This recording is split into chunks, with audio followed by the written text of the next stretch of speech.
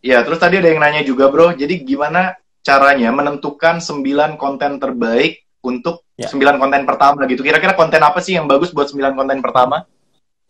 9 konten pertama itu sebetulnya gini, kira-kira coba dibayangkan siapa kira-kira audiens kita yang paling potensial lah, yang paling pengen kita dapetin kan gitu. Nah, dari audiens itu baru kita pikirkan kira-kira nih apa yang Mari berbagi kebahagiaan setiap hari Jumat kepada yatim piatu, duafa, dan mereka yang membutuhkan bersama Nasi Viral Tasik. Gerakan berbagi nasi viral Tasikmalaya. Kenapa berbagi makanan berat? Karena mereka yang sedang lapar langsung akan merasakan kebahagiaan saat perutnya terisi dan seketika doa akan terucap dari mulut mereka saat menyantap makanan itu untuk Anda yang bersedekah makanan kepada mereka. Tak heran, doa dan hajat kita menjadi cepat Allah kabulkan. Info lebih lanjut, hubungi nomor yang tertera pada video ini.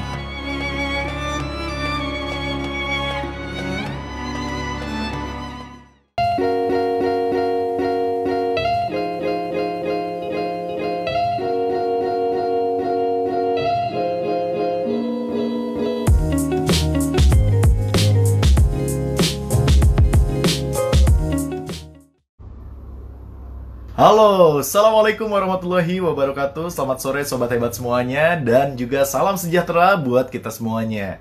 Alhamdulillah, segala puji bagi Tuhan. Pada sore hari ini saya akan berbagi inspirasi. Jadi ngobrol-ngobrol santai tapi bermanfaat bareng Bro Nico Julius. Ya, dia adalah seorang Instagram expert. Dia adalah seorang yang mampu membuat pencapaian luar biasa di dalam 2 bulan, 3 bulan terakhir ini. Karena berhasil mendapatkan hampir 100.000 followers dan tanpa ngiklan. Jadi dia dapat followers 100.000. Halo? Nah, kedengeran nggak suara saya? Jadi nanti kita akan belajar sama Bro Nico Julius dan kita bakalan sharing-sharing gimana caranya memaksimalkan Instagram kita biar makin kece, makin keren, makin bermanfaat, dan makin banyak followers. Itu yang paling penting ya. Dan kita masih menunggu kehadiran Bro Nico Julius. Ya, dia sudah siap teman-teman. Kan buat teman-teman yang mau bertanya, langsung aja tulis di kolom komentar. Dan pastikan setiap kali Bro Nico menyampaikan insight atau menyampaikan sebuah hal, dan teman-teman dapat sesuatu, pastikan tulis di kolom komentar. Halo Bro. Halo Bro.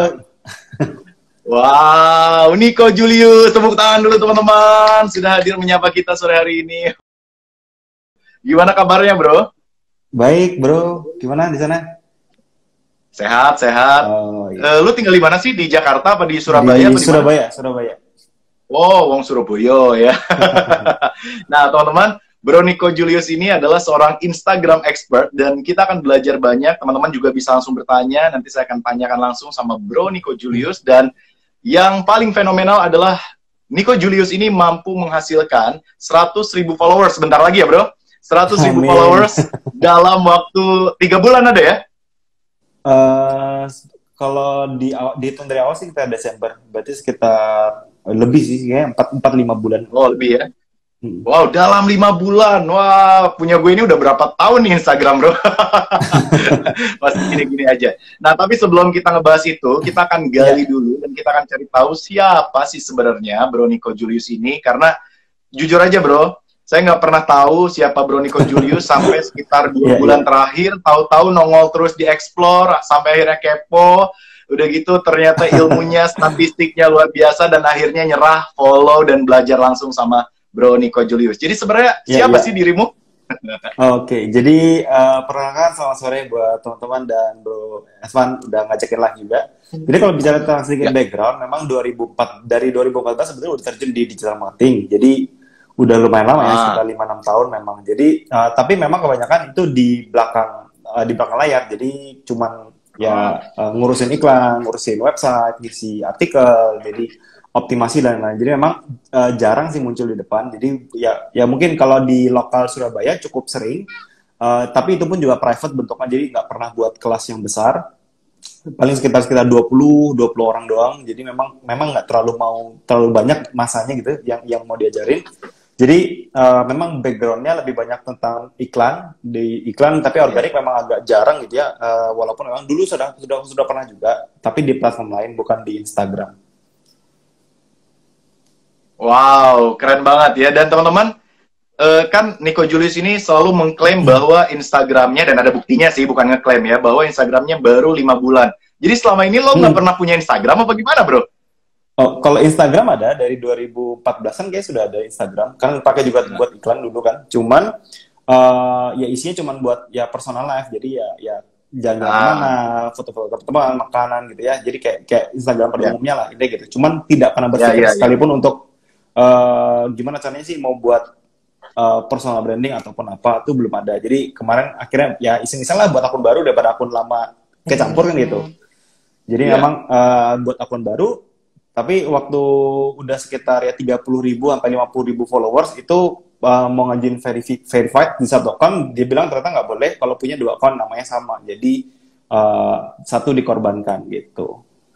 Oh gitu ya. Kalau saya justru gini bro, ini sedikit sebelum banyak nanya nih, bakal banyak banget pertanyaan. Kalau saya justru dapat verified ini karena waktu itu saya lagi sering-seringnya ngisi di Metro waktu itu, di Metro TV, terus tiba-tiba akun dengan nama saya bermunculan bro, gitu. Jadi banyak akun-akun dengan nama Advan, dengan foto Advan. Nah, pas saya coba ajuin, langsung di-accept bro. Yang ketiga kali sih. Yang pertama sebelum itu enggak, tapi yang ketiga kali langsung di-accept. Dan di situ saya menyimpulkan, tapi nggak tahu ya bener atau enggak gitu. Ya bro, Nico yang lebih paham lah. Si Instagram ini ngasih kita verified itu karena banyak akun dengan nama yang sama. So, biar orang-orang nggak salah pilih dan nggak salah follow, akhirnya si Instagram itu ngasih sama the real person gitu loh. Nah, jadi mungkin ini, jadi kalau ada orang yang nanya, Van, gimana sih follower masih di bawah 50.000 tapi dapat verified akun? Lu bikin aja banyak akun pakai nama lu, pakai foto lu. Benar-benar. Ya. Nah mungkin kayak gitu, tapi kita nggak tahu lah ya. Nah, Bro Nico, sepenting apa sih Instagram dibanding medsos lainnya? Sebelum kita gali lebih dalam. Sebetulnya kalau bicara tentang Instagram, aku sih orangnya tipenya lebih tertarik dengan semua omni channel gitu. Jadi nggak cuma Instagram, teman-teman juga harus fokus dengan platform lain gitu ya. YouTube juga boleh, TikTok juga boleh, Facebook juga boleh. Artinya semuanya. Cuman memang kan teman-teman harus punya, ya boleh dibilang kayak ya trademarknya di mana. Artinya teman-teman pilih satu tempat dulu, teman-teman fokus di sana, grow di sana. Cukup punya influence, baru teman-teman pindah ke platform lain. Jadi sebetulnya bukan, tapi kalau bicara Instagram soalnya lebih mudah karena attention-nya cukup besar di Instagram sekarang. Jadi ya itu kenapa pakai Instagram sebetulnya sih. Dibandingkan sama platform lain, itu buat konten setengah mati gitu. Iya benar. Memang Instagram lebih simpel sih, kayak sekarang live aja semudah ini gitu loh. Kita bisa live bareng di 2 kota berbeda dan waktunya juga lumayan sejam gitu. Kalau di YouTube kan nggak bisa bareng berdua. Nah, Bro Nico, apa sih rahasianya dalam 5 bulan terakhir ini tiba-tiba hampir menyentuh angka 100.000? Boleh sharing dong? Oke, jadi kalau bicara tentang ya sekitar hampir 5 bulan ini memang yang dikerjain sebetulnya ya nggak ada sesuatu yang luar biasa sih sebetulnya. Kalau flashback dan sedikit ya artinya melihat kenapa sih ada anomali di akun ini gitu ya. Jadi sebenarnya aku sendiri juga nggak merasa bahwa ini akun gue sendiri, bukan, tapi justru aku memperlakukan kayak ini akun orang, cuman gue yang kerjain gitu maksudnya. Jadi jadi aku sendiri sering mengamati akun ini kok aneh gitu ya, kok bisa naik sendiri. Tapi poin yang paling utama sebetulnya adalah dari konten aja. Sebetulnya kalau aku lihat dari tipikal dari organic growth itu lebih pada kontennya, karena 80% itu bobotnya di konten. Kalau teman-teman bisa buat konten yang baru gitu ya, baru yang tidak pernah orang dapatkan, kemudian itu valuable buat orang, dan ya orang itu merasa bahwa konten-kontennya berharga gitu ya, akhirnya kita tidak membuang traffic lah, intinya seperti itu. Jadi kalau trafficnya itu bisa kita dapatkan sekecil apapun, tapi selama itu convert jadi followers, itu jauh lebih menarik aja sebetulnya. Jadi kita nggak buang traffic sekecil apapun itu. Jadi bukan bicara tentang dari banyak traffic kita bisa dapetin sekian banyak followers, tapi dari sekian kecil traffic kita bisa convert itu jadi followers setiap hari. Itu poinnya sih. Oke, nah gimana caranya biar bisa meningkatkan ya rate conversion menuju follower itu, bro? Jadi kan banyak juga nih teman-teman yang likes-nya banyak, komennya banyak, apalagi yang kontennya itu agak-agak sensitif gitu ya. Itu banyak tuh, tapi nggak follow juga gitu. Oke, jadi kalau terkait dengan yang nggak follow, biasanya tuh kalau orang lihat postingan, kan bisa jadi postingan itu menarik. Saat postingan itu menarik, yang dia lakukan berikutnya biasanya adalah, ya dia akan visit gitu ya, datangin, ngepoin akun kita. Kemudian nah di situ sebetulnya tugas kita untuk menyampaikan semua hal tuh.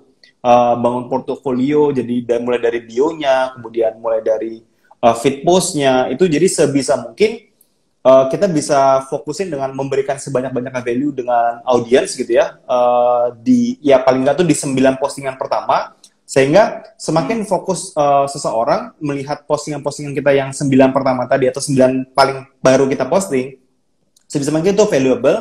Semakin valuable, orang akan mudah sekali untuk follow kita karena ya saat kita posting sesuatu kan dia bisa berekspektasi, kayaknya postingan akun-akun ini menarik nih, bermanfaat banget, jadi aku follow aja karena ekspektasinya adalah saat aku follow kemungkinan dia akan postingan yang bermanfaat lagi kan gitu.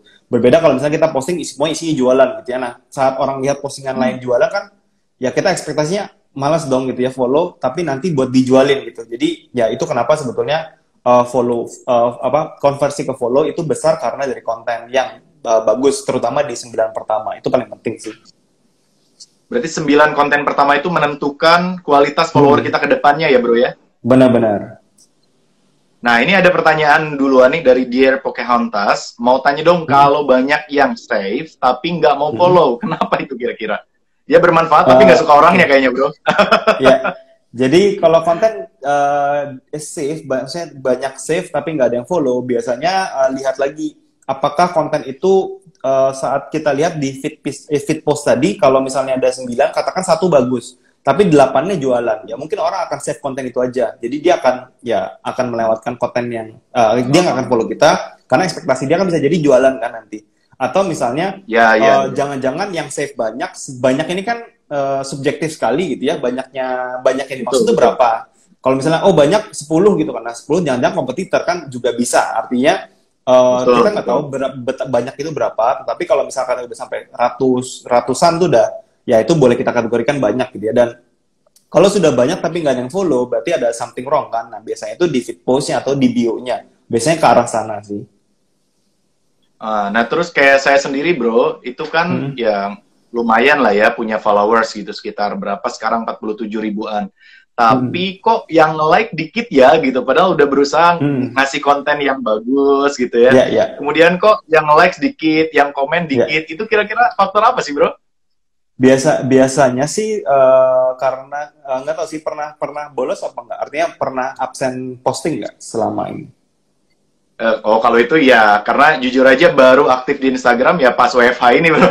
Nah, ya, jadi emang selama ini kan sibuk dengan event offline gitu ya. Memang selama ini cuma update foto kegiatan-kegiatan. Ya setelah ngikutin Bro Niko aja sih. Berarti karena jadi emang kayak gitu dia. Gimana sih?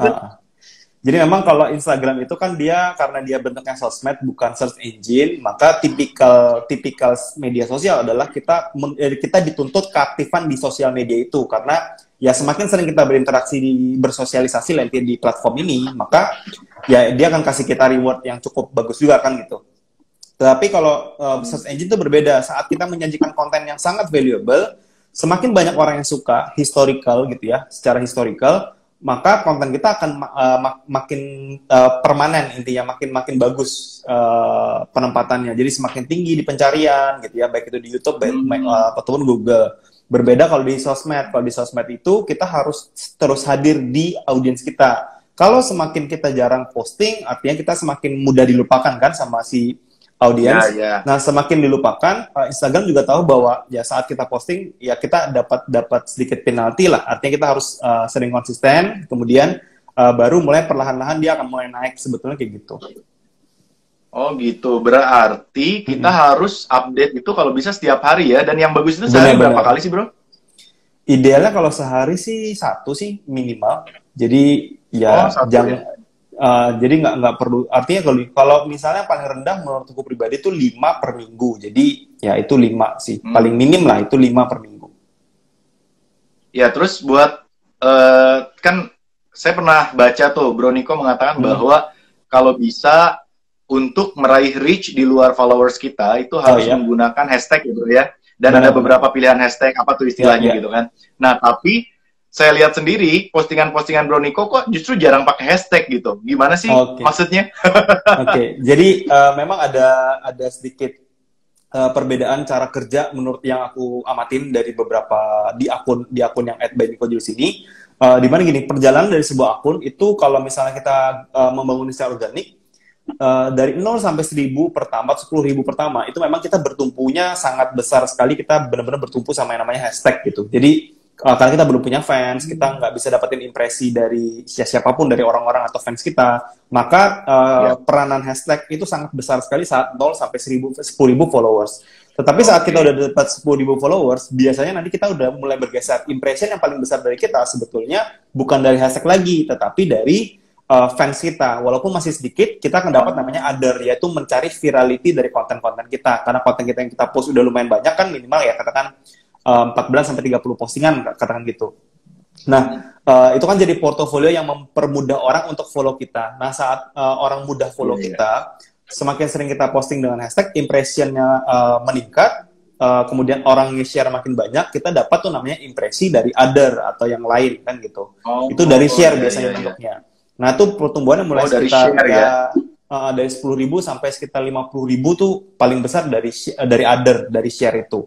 Jadi fans kita tuh nge-share, dapat lagi orang nge-share. Jadi viralnya kayak gitu. Karena kan saat kita banyak mengedukasi orang, itu lebih mudah untuk orang nge-share kita. Artinya ya ngajakin temannya lainnya gitu. Jadi ya jadi warm terjadi di media sosial, atau biasa kita kenal sebagai viral, ya itu terjadi karena kita udah provide value. Jadi kita kayak buat katakan kita kayak buku lah gitu. Kalau teman-teman lihat kan di akun saya itu udah kayak ensiklopedia gitulah. Jadi orang sayang kan kalau nggak kasih tahu orang temannya gitu. Jadi itu yang terjadi saat orang sudah mulai viral, akun kita bisa growth lebih cepat lagi dari 10.000 ke 50.000. Nah, 50.000 ke atas yang aku perhatikan memang adanya juga sedikit lebih turun, hashtag juga dikit gitu ya. Makanya sampai sekarang itu aku jarang pakai hashtag karena ya cukup dari explore aja. Karena explore itu kita nggak perlu nentuin hashtagnya apa, nggak perlu riset ini itu gitu kan. Dan ya Instagram yang ngiklanin kita intinya gitu. Jadi itu kenapa sekarang memang agak jarang pakai hashtag.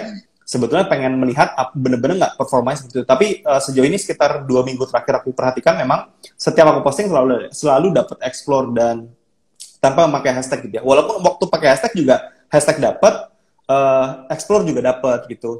Cuman kita kan nanti ngorbanin postingannya kan gitu. Jadi captionnya kayak terlalu banyak hashtag kan gitu. Jadi terlalu ada plus gitu ya sih, betul. Benar-benar. Jadi memang nah, ada perjalanannya sih. Ya, terus tadi ada yang nanya juga, Bro. Jadi gimana caranya menentukan 9 konten terbaik untuk 9 konten pertama gitu? Kira-kira konten apa sih yang bagus buat 9 konten pertama? 9 konten pertama itu sebetulnya gini, kira-kira coba dibayangkan siapa kira-kira audiens kita yang paling potensial lah, yang paling pengen kita dapetin kan gitu. Nah, dari audiens itu baru kita pikirkan kira-kira nih apa yang relevan buat mereka, itu dulu yang paling penting. Paling mudah ya biasanya nanya di story gitu ya, di question, kira-kira kamu butuh apa nih, topik apa yang paling seru yang kira-kira seru kita bahas ya, misalnya gitu. Nah, jadi menanyakan konten-konten, ide-ide konten seperti itu membuat kita jadi lebih mudah untuk melihat kira-kira apa sih yang dibutuhkan sama mereka, kemudian kita buat. Nah, saat kita udah buat jadi 9 konten, orang yang masuk atau melakukan profesi di tempat kita, dia akan melihat bahwa, wah ini menarik nih, oh ternyata konten ini juga menarik nih, oh ini menarik juga nih. Saat dia mulai terbentuk, katakan udah konsum 3 konten atau 4 konten, dia mulai addict kan sama kita. Nah, saat dia addict, dia akan follow kita, gitu. Oke, nah jadi caranya gimana bikin followers kita itu addict sama kita dengan konten-konten yang kita buat setiap hari. Nah, ini sebelum ada yang nanya lagi, kemarin pas saya promoin tentang live hari ini, Bro, ada yang tanya gini, tapi dia pakai fake akun gitu ya. Tolong tanyain sama Bro Niko, dia ngajarin orang buat nggak pakai ads, tapi dia sendiri pakai ads, dia bilang. Oke. Ya, tolong jelasin, karena kita, ya pokoknya jelasin lah katanya gitu. Boleh, Bro? Oke, jadi gini, terkait teman-teman mungkin lihat banyak iklan juga, aku ngiklan, tetapi iklannya itu sebetulnya bukan buat cari followers, tetapi buat cari sales. Ada perbedaan jualan. sebuah akun secara organik dan kita ngejar iklan. Artinya gini, kalau aku ngiklan untuk dapatin followers, berapa banyak sih uang yang mampu kita keluarin saat kita cuma dapetin followers tapi nggak bisa balikin sales? Jadi percuma kan? Betul. Jadi Iya, iya. iklan itu digunakan untuk nge-boost sales, tapi bukan buat ningkatin organik. Kalau misalnya yang teman-teman juga bisa perhatikan, ya semoga ada yang lihat gitu ya. Kalau ada nonton, saya akan senang banget. Kalau teman-teman perhatikan, yang saya iklankan itu adalah 0 sampai 50 ribu pertama. Saya bukan bilang bahwa 0 sampai 90 ribu atau sampai detik ini kan gitu. Karena Iya, iya. 0 sampai 50 ribu itu totally tidak ada iklan sama sekali, tidak ada paid promote. Artinya benar-benar organik. Artinya tidak ada peranan apapun. Walaupun memang saat di 50 ribu sampai, karena aku buat e-course kan di 50 ribu followers, kemudian sampai sekarang itu iklan, tapi iklannya cuma buat ningkatin sales. Artinya ningkatin sales boleh dibilang pasti akan meningkatkan followers. Jawabannya pasti dong. Tetapi berapa banyak sih? Pertanyaan itu loh. Artinya gini, apakah 90 ribu, jadi 50 ribu ke 90 ribu, 40 ribu followers beli? Jawabannya kan nggak mungkin. Artinya ya orang gila mana yang ngabisin uang puluhan juta cuman buat dapetin followers, kan nggak masuk di akal kan gitu. Artinya mau makan apa dari followers, kan nggak begitu. Jadi teman-teman harus bedakan antara iklan untuk dapetin followers dengan iklan dapetin sales. Itu dua hal yang berbeda, walaupun memang ada dampak sih, pasti ada dampak, tapi tidak besar. Kalau teman-teman coba iklan aja ke sales dapetin followers, coba diperhatikan, pasti nggak besar. Betul. Betul. Nah, ini jadi perlu digarisbawahi ya. Jadi Bro Niko Julius ini ngiklan bukan buat cari followers, tapi buat jualan. Dan itu sah-sah aja, halal, Bro. Nah, ini ada nanya juga, Bro Niko, aku sampai pernah ya ngiklan di IG Ads, satu foto sampai 10 juta selama 2 hari. Nah, itu sama IG dipakai pas 20 juta juga. Apa bakalan ditunjukin ke orang yang sama berulang-ulang kali atau gimana? Tergantung settingan iklannya. Jadi ada yang disebut sebagai ad frekuensi, di mana ya kita bisa membatasi orang yang lihat berapa kali gitu ya. Kalau misalnya kita nggak batasin, maka Instagram akan kejar terus. Biasanya tipikalnya kayak gitu. Kalau ya biasanya kalau kita nggak disetting, biasanya dia akan muncul terus ya sebagai awareness kan bentuknya. Jadi agar orang itu ingat kita, lihat kita lagi. Ya, itu bentuk dari awareness sebetulnya. Jadi kalau misalnya di setting bukan buat awareness atau yang full reach gitu ya, maka teman-teman nggak akan lihat. Biasanya itu 3 hari lihat 2 kali gitu. Atau misalnya 7 hari cuma lihat 2 kali, bisa di setting soalnya. Oke, nah terus gimana sih cara menentukan hashtag yang terbaik buat postingan-postingan kita, terutama buat yang di bawah 10.000 ya? Oke. Jadi buat teman-teman yang punya akun di bawah 10.000 followers, hashtag yang digunakan pertama sebaiknya adalah hashtag-hashtag yang tidak terlalu besar dulu. Jadi saranku adalah teman-teman fokus kalau misalnya masih di bawah 10.000, aturan permainan hashtag adalah pertama harus relevan dengan konten, bukan sama akun. Jadi setiap postingan beda ya karakternya. Ada postingan tentang makanan, nanti kita mungkin posting tentang lifestyle, kan bisa jadi. Artinya hashtag mengikuti konten, bukan mengikuti akun. Itu poin pertama. Kemudian yang kedua adalah saat teman-teman posting dengan hashtag, maksudnya akun masih kecil di bawah 10.000, itu biasanya teman-teman harus fokus dengan hashtag yang juga kecil, jangan terlalu besar, karena hashtag terlalu besar itu boleh dibilang dia akan ada demand ya, dia meminta interaksi tertentu gitu ya, jumlah interaksi tertentu untuk bisa muncul di top post dari hashtag yang besar. Artinya kalau teman-teman tidak punya fans, kan nggak mungkin bisa dapat interaksi yang besar, artinya teman-teman nggak bakal bisa masuk top post. Jadi percuma, daripada seperti itu, makanya teman-teman fokus dengan hashtag yang kecil, yaitu saranku di bawah 50.000. Jadi kalau teman-teman search hashtagnya, pertama tadi ya, hashtag relevan, kemudian search hashtag yang relevan tadi, teman-teman cari yang di bawah 50.000 dulu, dikumpulin sekitar ya 15-20 hashtag, itulah yang dipakai.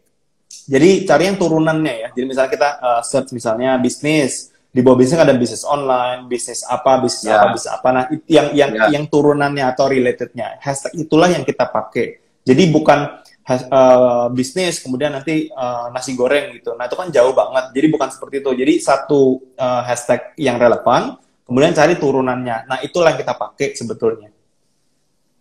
Nah oke, jadi itu bisa digarisbawahi teman-teman bahwa kita bisa menggunakan 15-20 hashtag ya bro. Ya, dan benar-benar. Kalau bisa setiap postingan itu berbeda. Nah terus gimana kalau misalnya setiap postingan itu hashtagnya sama bro? Jadi 15-nya itu sama terus gitu. Ya. Jadi kalau hashtag sama, apa yang aku perhatikan, untuk akun-akun yang baru, gitu ya, akun yang baru dibuat, yang umurnya masih, ya katakan di bawah 30 hari, itu tidak terlalu besar dampaknya kalau teman-teman melakukan pengulangan hashtag. Artinya kalau teman-teman pakai hashtag yang sama berulang-ulang tuh nggak ada masalah.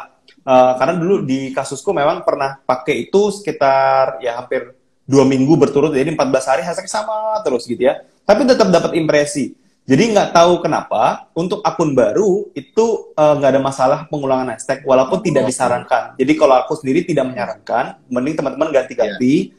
Kalau buat akun yang udah lumayan lama yang umurnya sekitar ya di atas 1 bulan, yang baru mulai aktif lagi, teman-teman tidak boleh ngulangin hashtag lebih dari ya 2 kali. Walaupun ya sebaiknya sih diubah aja karena kan perlu disesuaikan dengan kontennya. Jadi teman-teman better disesuaikan dengan kontennya aja sih kalau terkait dengan hashtag ya. Oke, jadi itu tentukan teman-teman hashtagnya dan pastikan 15 hashtagnya itu jangan sama. Jadi bikin apa post-post hashtag gitu ya bro? Bikin Benar-benar. apa istilahnya sih? Grup hashtag atau cluster hashtag biasanya aku sebutnya.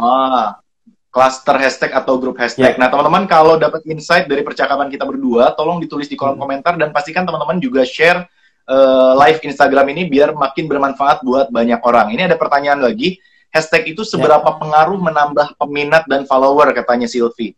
Oke. Jadi gini, hashtag itu fungsinya cuma satu, yaitu menambah impresi saja. Jadi tidak ada hubungan dengan menambah follower, tidak ada hubungan dengan menambah profile visit dan lain-lain. Jadi dia cuma menambah impresi. Tetapi dengan impresi bertambah, sebetulnya semakin banyak kan orang yang lihat postingan kita.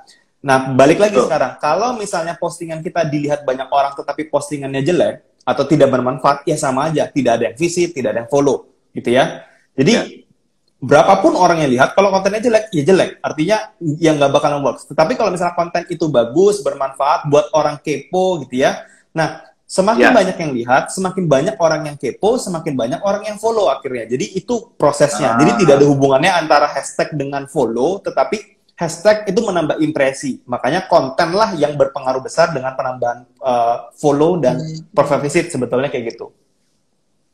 Oke, jadi sekali lagi hashtag itu tidak langsung berhubungan dengan follower, tapi dengan impression yang kemudian harus kita konversikan. Gimana caranya jadi follower kita. Nah, gimana caranya bro? Misalnya ada yang komen nih, ada yang likes nih gitu. Apa yang harus kita lakukan menghadapi mereka yang likes atau bahkan yang komen negatif itu gimana bro? Kalau orang yang komen negatif gampang di-hide. Kalau misalnya masih barbar ya di-block. Artinya simple banget ya. Itu kan feature. Oh gitu ya, bukan dihadapin ya, Bro? Gini, kalau misalnya terbuka untuk menghadapin, jawabannya terbuka aja. Justru ada tipikal orang yang ya suka dengan kritik dan seperti itu ya. Artinya ya kayak saya tuh hobi banget tuh berharap banyak orang kayak gitu. Jadi ya, soalnya kan jadinya banyak orang nimbrung gitu kan? Benar. Jadi kalau saya atau kayak Bro Edvan pasti mungkin lebih senang ketemu orang-orang gitu kan, artinya banyak diskusi yang sifatnya mungkin membangun gitu kan. Tetapi ada beberapa orang yang risih kan gitu, daripada gua ngurusin lu, mending gua ngurusin yang lain kan gitu. Nah itu ya di restrict atau di block aja. Artinya kalau misalnya nggak mau menyakiti orang, di restrict aja. Karena kalau kita merestrict orang, membatasin, itu dia komen apapun akan bisa komen di tempat kita, tapi orang lain nggak bisa lihat. Jadi cuma antara dia dan kita doang yang bisa lihat gitu. Oh gitu. Itu kalau nah itu solusi buat teman-teman tuh. Cara terbaik. Iya. Nah ini ada pertanyaan dari Aditya San. Konten yang menarik itu kayak gimana sih kok? Katanya apa harus konsisten dengan satu tema atau bisa satu akun berbagai tema? Oke, jadi jawabannya adalah bebas sebetulnya. Teman-teman mau saranku kalau di awal teman-teman banyak buat tema itu bagus. Artinya teman-teman banyak mengeksplorasi banyak jenis konten itu sangat bagus sih. Artinya yang perlu dipahamin adalah bukan karena kita membuat banyak tema, artinya kita selamanya akan buat banyak tema. Jawabannya salah. Tetapi di Instagram itu bentuknya, terutama kalau kita bicara organik, itu ada namanya momentum. Momentum itu saat kita buat mulai dari kita dapat nih 1 followers, 2 followers, 3 followers, 10 followers, 20, 50, 100. Nah, kalau misalnya teman-teman cuman ya sama steady aja ya, posting ini tiap topiknya sama aja setahunan gitu ya, misalnya gitu. Ya teman-teman paling kalau misalnya cuma bertumbuh ya 10, 20, 10, 20 tidak ada yang berubah gitu ya. Tetapi dengan teman-teman memahami yang namanya teman-teman kalau udah ketemu misalnya dari banyak topik, misalnya kita posting dengan 4 tema gitu ya. Kemudian kita lihat bahwa, ternyata yang tema B bagus gitu ya.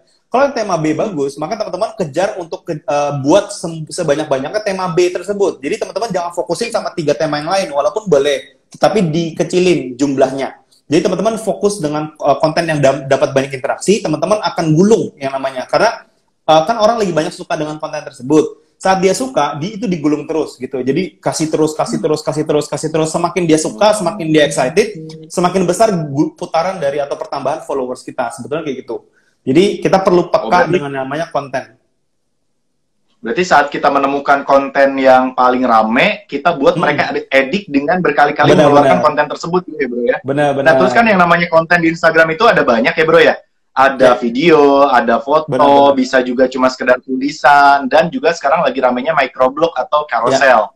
Nah sedangkan teman-teman di sini tentu bisa melihat bahwa akunnya Koniko Julius ini kebanyakan carousel gitu kan. Iya. Apakah memang konten terbaik saat ini adalah carousel atau gimana sih? Oke. Nah, jadi gini, terkait dengan tipe atau jenis konten, di Instagram tuh memang ada cuman 3 macam ya. Jadi single image, carousel yang jumlahnya banyak, bisa 10 slide, kemudian video. Video tuh 2 ya, ada video, ada IGTV. Nah, mana yang paling bagus? Jawabannya tergantung dari audiensnya. Kalau misalnya teman-teman fokus dengan niche katakan edukasi, nah edukasi itu kan nggak mungkin kita bisa sampaikan dalam satu gambar gitu ya.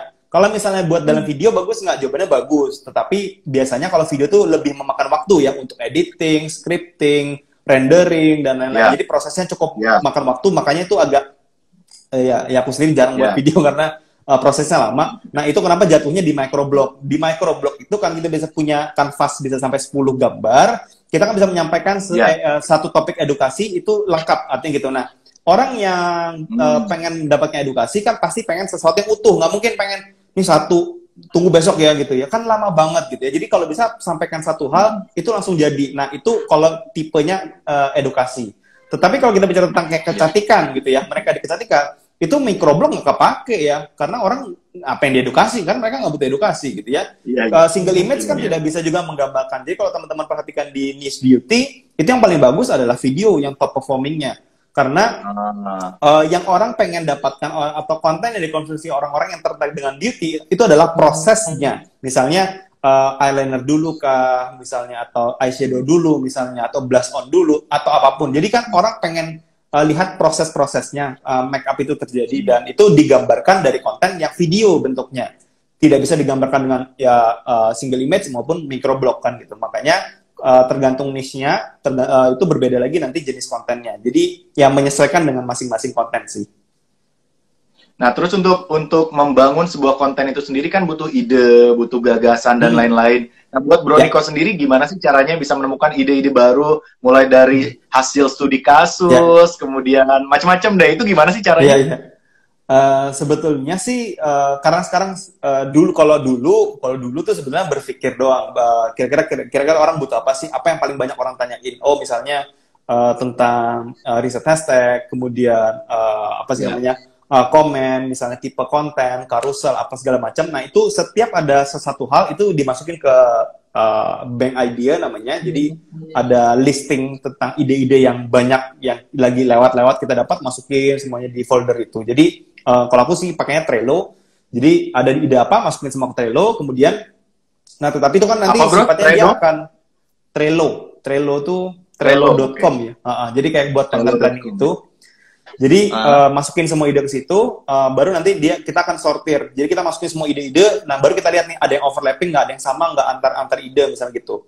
Kalau misalnya antar ide misalnya sama, maka kita akan hapus satu kan gitu. Jadi semua ide dimasukin dulu ke situ, kemudian baru nanti kita sortir mana yang bagus, mana yang enggak. Dan biasanya tuh karena kita mencari ide tuh cukup banyak, bisa di Google, bisa di YouTube, bisa di Instagram sendiri, bisa dari kita nanya ke orang-orang di Instagram, atau kita ngelihatin kompetitor juga bisa. Jadi kalau misalnya kita masih baru, lihat aja kompetitor kan gitu, lihat orang komen apa. Jadi kan biasa banyak tuh yang komentarnya banyak. Nah itu saking banyaknya kan namanya, apalagi kalau kayak punya saya tuh, kalau di account punya saya tuh untungnya sih masih cuma ratusan komen, jadi masih bisa ke-handle, artinya masih bisa kebaca sama saya, karena kan nggak butuh waktu banyak ya, paling sekitar 15 menit itu bisa dapat berapa ratus kelihatan gitu. Tapi kalau misalnya konten-konten yang banyak, itu nggak mungkin dilihat komentarnya. Nah, kitalah kita kan mau jadi fight untuk jadi kompetitornya gitu ya. Nah, kitalah yang mempelajari audiensnya butuh apa. Audiensnya butuh apa, kita masukin ke bank idea lagi, kemudian kita buat kontennya. Jadi sebetulnya memperhatikan demand ya. Kita lihat demandnya, demandnya apa, mereka haus dengan informasi apa. Nah, itu kita kumpulin semuanya, baru kita buat. Baru kita sortir nanti yang mana duluan. Itu yang penting juga. Jadi seperti yang terkait dengan momentum tadi, mana yang lagi bagus sekarang, itu kita kejar terus. Jadi nanti walaupun kita udah punya schedule misalnya gitu ya, saya hampir tiap hari merubah schedule itu, melihat mana yang bagus, mana yang tidak gitu. Oke, nah berarti kalau ada yang komen kita wajib banget buat minimal ngerespon gitu ya bro ya? Ya sebaiknya kalau memang ada waktu sebaiknya sih direspon untuk awal-awal. Itu ngaruh nggak sih ke Instagram kita, ke engagement gitu? Benar-benar. Jadi kebetulan yang barusan aku post tentang konten hari ini juga memang menyebutkan bahwa engagement rate dari setiap konten itu berpengaruh. Artinya kita membalas komen itu juga terhitung sebagai interaksi walaupun ya banyak kan, artinya kalau misalnya ada 50 yang komen di tempat kita sendiri yang jawab kan 50 lagi kan berarti. Jadi kita balas 50 punya orang. Berarti 100 interaksi. Instagram tetap hitung 100 ternyata gitu. Ya. Nah, terus berbicara tentang komen juga kan banyak juga tuh akun-akun yang bikin hashtag di komen. Ini sesuai juga dengan pertanyaan Alvinur. Boleh nggak sih nulis hashtag di komentar? Karena kalau nulis hashtag di caption terlalu banyak nggak enak dilihat bro katanya. Boleh aja sebetulnya nggak ada masalah, baik itu di komen ataupun di caption. Itu selera aja sih sebetulnya. Kalau memang tapi secara algoritma si Instagramnya sama ngebacanya? Sama kok. Sama ya? Oke, berarti kalau gitu followers harus bener-bener real ya katanya. Nah, ini iya dong. Ada yang niat beli kayaknya nih. Iya dong. Iya, kalau misalnya kita beli followers gitu kan ada tuh yang akun-akun yang jualan followers. Kalau misalnya kita beli followers itu apa sih pengaruhnya buat akun kita? Positif apa negatif sih bro? Oke, jadi sebetulnya ada dua mata sisi sebetulnya kalau aku lihat. Kalau misalnya beli untuk dapetin feature, kan Instagram ada beberapa feature kayak short up, itu kan minimal 10.000 followers. Kalau misalnya itu vital buat teman-teman pakai, maka saranku beli aja nggak apa-apa. Tetapi dengan catatan teman-teman hanya untuk dapetin feature, kan gitu. Jangan berekspektasi kalau itu dapetin sales atau meningkatkan yang lain. Tetapi ada side effect-nya. Side effect-nya adalah tidak interaksi dari setiap konten kita, itu jelek kan gitu. Jadi saat kita posting, 10.000 followers yang like cuman 10 gitu kan kayaknya agak sedih banget gitu ya, ketahuan banget beli. Dan orang Instagram sekarang kan udah lumayan paham ya dengan akun yang beli followers dan tidak kan gitu. Jadi ya terkait dengan trustworthy, jadi orang itu akun tersebut lebih dipercaya apa enggak, ya itu balik lagi sih, artinya ya stylenya teman-teman. Saya bukan bilang bahwa beli itu nggak bagus, ya untuk apa dulu pertanyaan kan itu. Cuma kalau buat bisnis sih kayaknya nggak bagus sih. Ya, berarti it's okay teman-teman buat beli kalau kita tujuannya untuk menggunakan fitur-fitur yang bisa kita dapatkan kalau ada followers sekian gitu ya. Benar. Tapi sebaiknya mungkin kalau buat jualan, dan orang juga bisa baca kan sekarang gitu. Kalau misalnya kelihatan dari satu akun itu respon komennya, kemudian juga respon like-nya cuma sekian, padahal jumlah followernya banyak, itu ketahuan beli kan. Nah, akhirnya malah nurunin trust orang terhadap si akun itu. Nah, ini juga ada pertanyaan dari Elizabeth Susi, mau tanya dong bro, kalau aku jualan di IG malah lakunya dikit dibanding penjualan lewat WA. Kira-kira itu kenapa ya?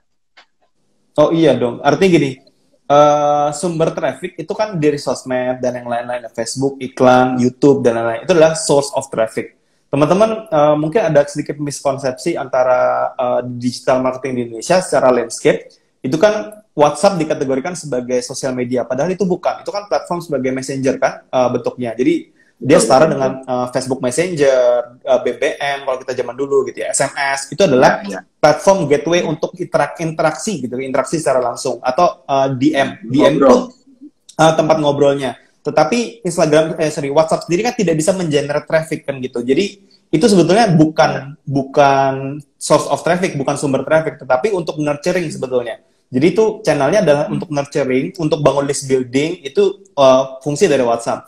Jadi kalau misalnya teman-teman merasa bahwa dari Instagram tidak banyak convert sales dibandingkan dengan WhatsApp, ya pasti dong, karena orang di Indonesia lebih nyaman pakai WhatsApp untuk beli barang daripada langsung di Instagram.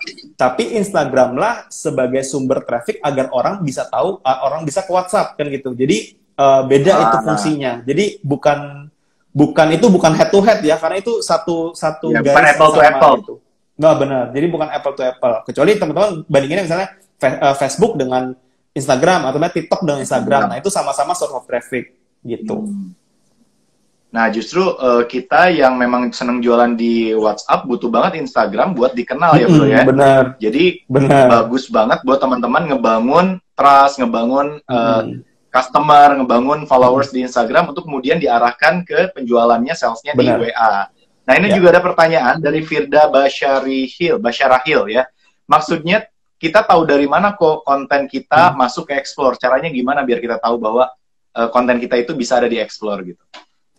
Kalau konten muncul di Explore itu ada datanya, yaitu dari kalau teman-teman ke post insight, jadi buka postnya, kemudian teman-teman ada view insight di kiri bawahnya, teman-teman klik, kemudian lihat bagian impression atau discovery di bawah. Itu kalau misalnya ada impression from Explore, itu artinya postingan teman-teman itu muncul di Explore-nya orang, jadi kayak gitu. Dan itu nggak bisa diakalin, sayangnya kayak gitu. Artinya nggak ada hack apapun yang bisa kita lakukan, kecuali ya memang itu given ya, itu artinya ya benar-benar Instagram yang promosiin kita.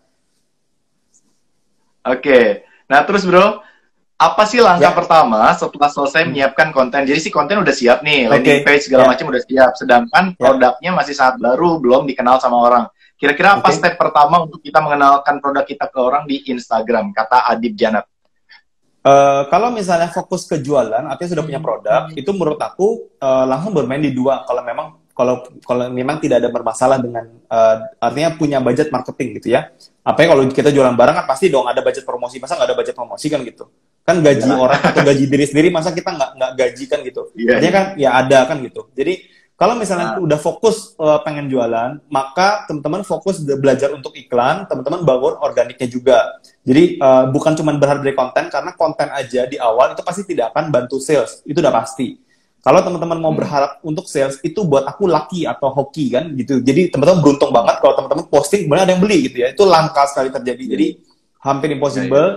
Yang paling bagus untuk mendongkrak sales di awal adalah teman-teman belajar iklan. Kalau teman-teman bisa fokus belajar iklan, teman-teman bisa dapetin sales sedikit gitu ya, karena teman-teman kan bisa menyesuaikan iklannya dengan target audiensnya, jadi lebih mudah untuk dapetin sales. Jadi sales pertama dari iklan, kemudian teman-teman bangun organiknya, karena organik itu saat teman-teman udah bangun sekitar 6 bulan, 8 bulan, 1 tahun, itu sudah mulai besar sekali trafficnya dari organik, dan ya kalau teman-teman bayar ke iklan, itu mahalnya amit-amit gitu ya.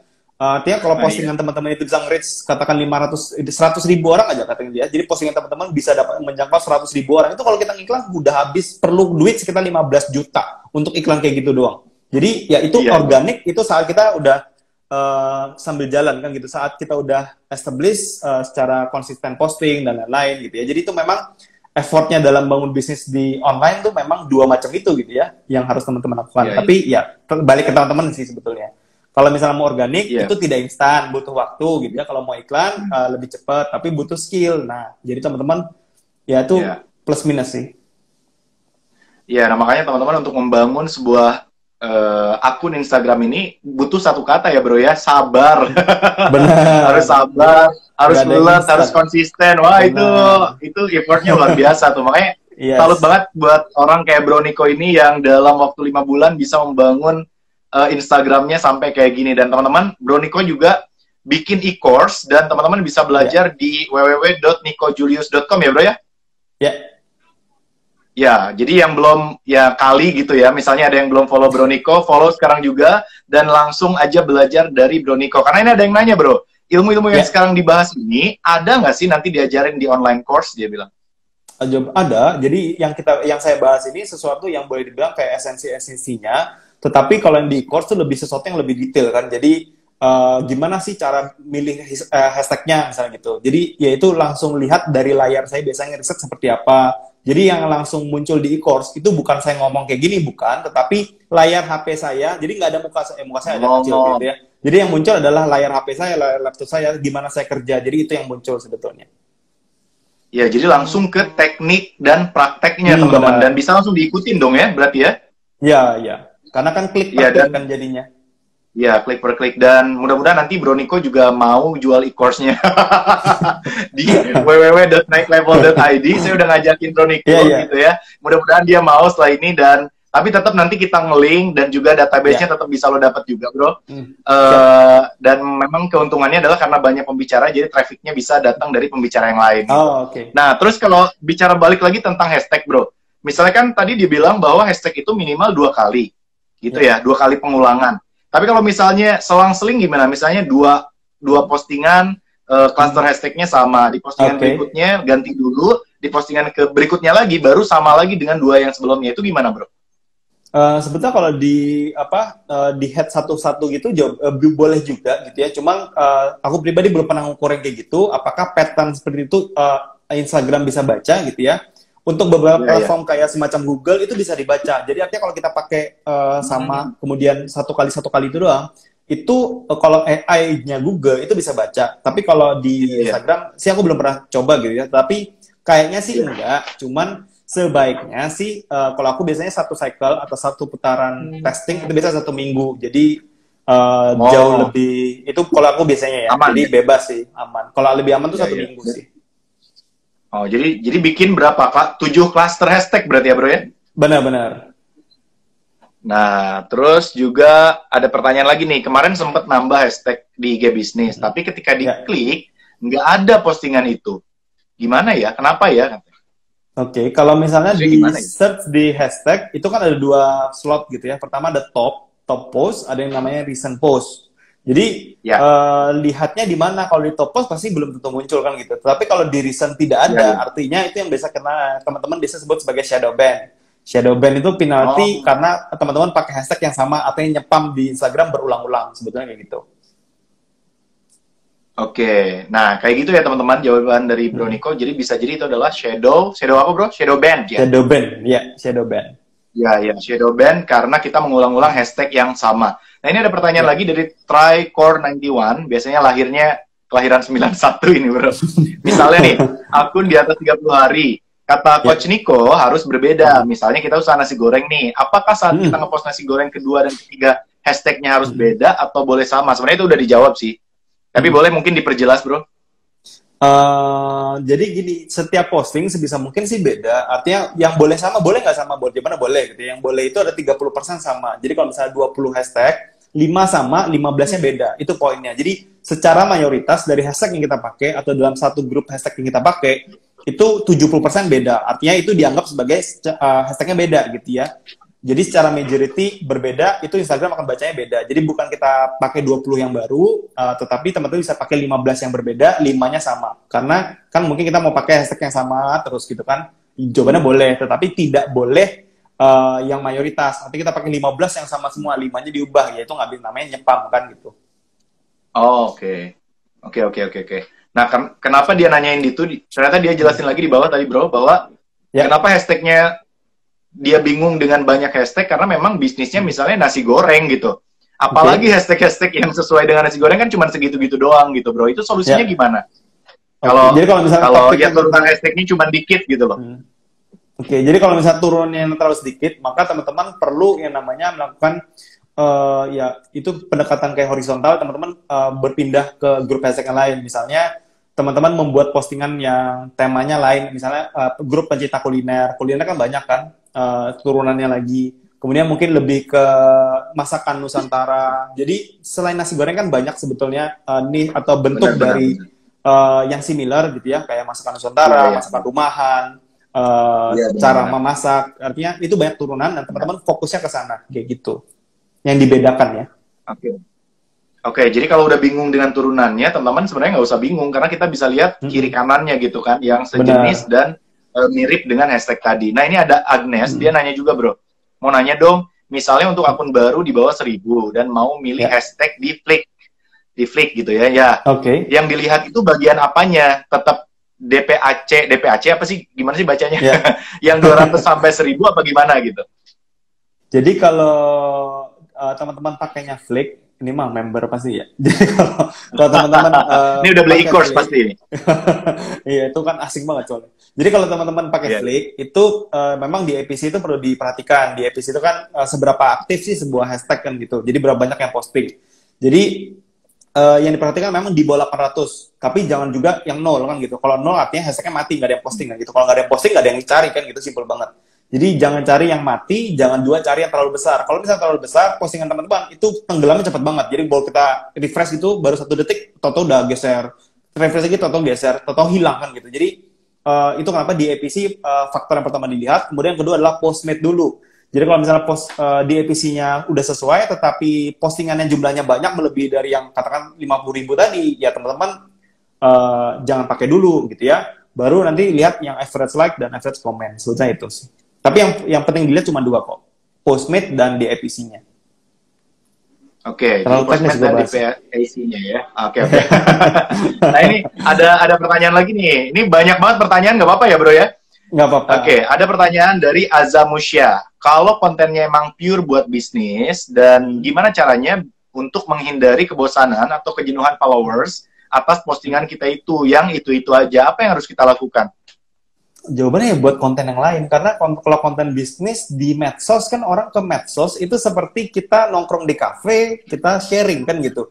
Artinya ya kita kayak ngopi lah, kayak kita ngopi, kita ngobrol apa. Nah saya ngobrolnya karena buat tentang Instagram ya saya ngomong tentang Instagram kan gitu. Kalau ngomong tentang bisnis ya kita diskusi bisnis. Artinya itu kan sesuatu yang sifatnya ya kayak ngobrolan biasa kan gitu. Makanya saya datang ke tempatnya, lihat profilnya Bro Evan, lihat kontennya apa. Bro Evan juga lihat konten saya, obrolan apa. Jadi seperti kita berinteraksi. Tapi kalau misalnya teman-teman tahu lewat di feed saya, kemudian tahu teman-teman fokusnya ke bisnis banget kan gitu, kan belum tentu interestnya sama kayak saya kan gitu. Jadi ya teman-teman harus membuat konten itu sedemikian rupa agar dia ya tidak bisnis banget. Karena kan ya kalau teman-teman artinya gimana sih biasa sebetulnya self-centric gitu ya percuma kan gitu. Harusnya kan kita lebih customer centric kan.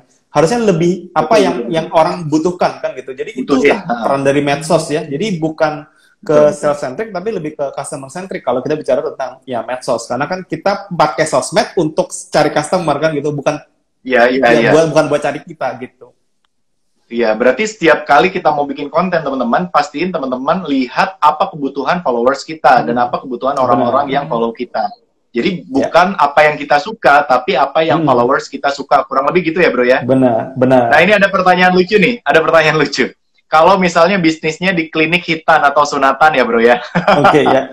Selain edukasi, kita kan nampilin gambar yang hitanan gitu ya. Itu etis nggak sih bro? Jadi sebetulnya kalau kayak gitu menurutku pribadi, kalau kita bicara di ranah medsos, kalau misalnya hitanan, kemudian yang dimunculin foto hitam kan kayaknya agak-agak kurang enak gitu ya untuk dilihat. Saran saya teman-teman sebetulnya mengedukasi sebetulnya before after, artinya apa sih manfaatnya hitam misalnya gitu, atau misalnya ya jangka panjang hitam itu apa, atau misalnya membuat dalam bentuk kartun lucu kan juga bisa gitu ya. Itu yang artinya tidak vulgar banget, tetapi dalam bentuk kartun itu juga jauh lebih menarik. Atau bisa buat kayak komik, itu juga menarik menurut aku. Iya, kan jadi ada jangan dilihatin value. Jangan dilihatin fotonya juga ya bro ya. Iya. Nah ini ada pertanyaan nih, mau tanya nih, kemarin sempat nambah hashtag di IG bisnis, tapi ketika diklik nggak ada. Oh ini yang tadi sama dia ngulang pertanyaannya. Nah, apakah dengan live Instagram kita bisa nambah follower bro? Itu gue yang jawab bro.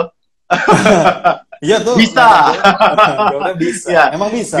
Bisa banget teman-teman. Jadi kan kayak sekarang nih sharing aja buat teman-teman semuanya. Saya tiba-tiba habis lebaran kemarin bro, kan saya kerjaan sehari-hari itu bisnis utama saya itu di bidang pelatihan, ngumpulin banyak orang di satu tempat, dan ini nggak bisa kita lakuin ketika masa pandemi kayak gini. Dan akhirnya kita terus terang aja udah 3 bulan nganggur, seminar cuma online, dan banyak kegiatan kosong di rumah, sampai akhirnya mikir gitu ya, apa yang bisa kita lakuin, dan akhirnya kepikiran bikin live Instagram, teman-teman. Salah satunya ngundang Bro Niko. Jadi saya ngundang 20 orang mentor, 20 orang coach buat sharing di Instagram. Dan luar biasa, bro. Sehari itu bisa 300 sampai 1000 ya. Buat saya yang bukan expert, itu luar biasa gitu ya. Bersyukur banget bisa dapat followers dengan ngasih konten-konten live kayak gini, karena nggak cuma saat live kan, ini juga di save di feed, dan teman-teman masih bisa nonton dengan coach-coach sebelumnya, dengan Bro Niko juga, dan bisa belajar dari postingan itu. Nah, mungkin itu bisa menjawab. Benar. Oke, kemudian nih ada pertanyaan lagi nih, bro. Posting di IG, di caption tulis hashtag di captionnya, kemudian terus di post. Nah, terus pas lihat, kok kelupaan ada hashtag yang lain gitu loh. Nah, kalau misalnya kita nambah hashtag ke postingan yang udah dipublish, itu ngaruh nggak sih? Oke, jadi kalau misalnya konten yang sudah di-post, itu saat kita post, selama dia masih di bawah 2 menit, itu masih boleh, artinya saat kita ubah atau kita tambahkan, itu masih ada dampaknya. Tetapi saat udah di atas 2 menit, itu biasanya udah nggak ada dampaknya, jadi percuma mau teman-teman tambahin atau kurangin. Wow, oke.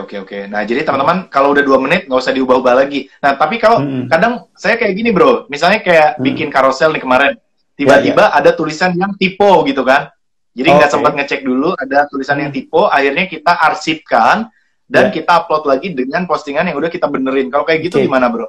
Tapi isi captionnya sama. Sama, gitu. Jadi kalau misalnya konten yang sama, sebetulnya diperhatikan Instagram sebenarnya bukan captionnya, tetapi yang Instagram bisa dapatkan adalah data yang disebut dengan metadata, yaitu angka-angka yang aneh gitu ya dari sebuah konten yang kita post. Kalau misalnya metadatanya sama atau file postnya sama, itu biasanya kena penalti sebagai duplikat konten dan kita kena low reach namanya.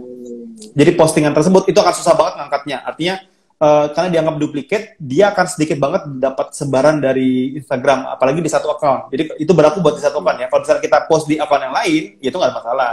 Tetapi kalau satu account saat kita posting kemudian salah kita hapus, kemudian kita repost lagi, itu biasanya kena low reach. Jadi teman-teman akan kena yang namanya postingannya tuh susah banget naiknya gitu ya, karena memang ya itu dianggap sebagai duplikat konten. Ya bentuk dari spam lainnya gitu.